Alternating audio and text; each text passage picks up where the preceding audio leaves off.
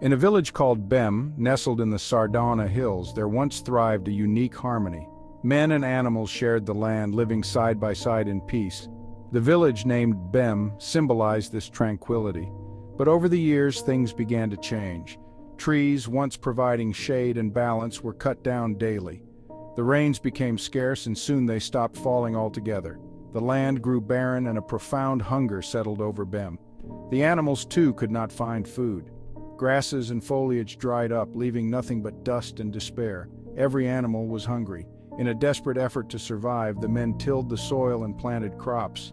But the unyielding drought took its toll. The crops dried up and died, producing little at harvest time. Men were hungry.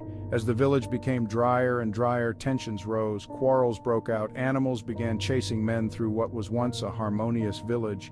The fragile peace that Bem was known for was shattered. Men turned to a last resort. They set traps to catch the animals for food.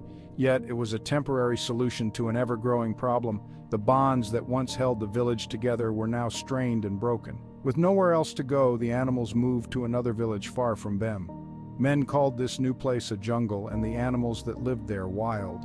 It's a stark reminder of how delicate the balance of nature is. When peace turns to hunger and harmony crumbles, both men and animals suffer. Today, in Namibia, a similar story unfolds. The worst drought in a century has led to severe food insecurity.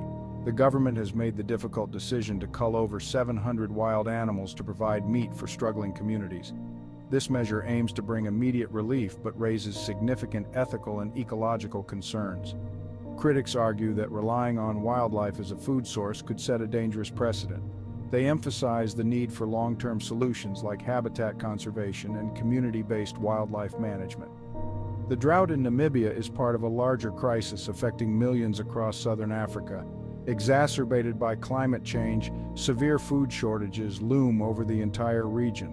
The United Nations has warned of a humanitarian catastrophe if urgent action is not taken. International organizations and governments are working to provide aid and support, but the scale of the crisis demands a coordinated global response. We must address both the immediate needs of those facing hunger and the long-term challenges posed by climate change. The story of Bem and the current situation in Namibia remind us of the fragile balance between humans and nature. To prevent further tragedies, we must act decisively and compassionately. Thank you for watching.